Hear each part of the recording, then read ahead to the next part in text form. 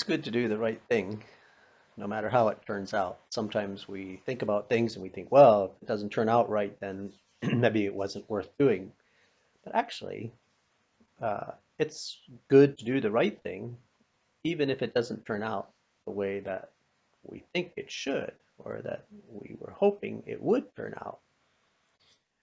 When we lived in Haiti, one day, the Haitian pastor, Pastor Paul Vital, came to me and he said, Pastor Merle, I want you to come and help me do a funeral. There's a person that passed away, lives up on the mountain here, and they were a Christian, but much of their family isn't Christian, and but they wanted a Christian funeral, and so the family asked me if we would come and do a Christian funeral. So we'll go up to their house and do the funeral. So okay, sure. So I went along with him. Well, we got up there, and the coffin was set up outside the house, and so we got there and we said, okay, we're ready to have the funeral.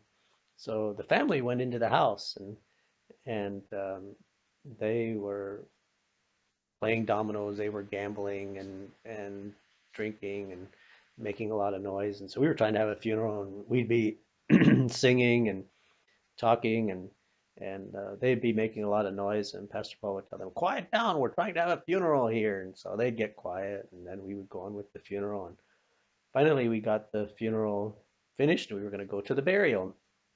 So we got the body and the coffin, and they um, had a number of men that kind of um, put the coffin.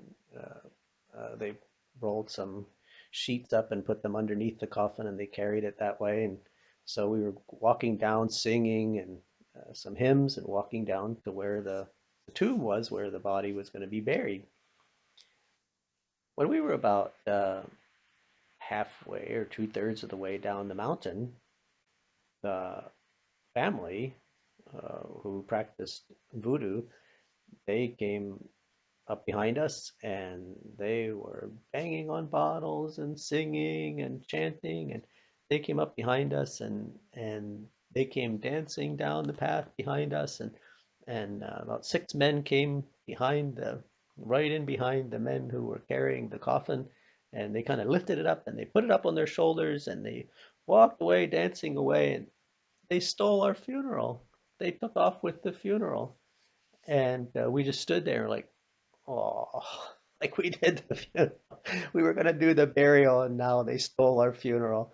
And so we looked at each other. What do we do?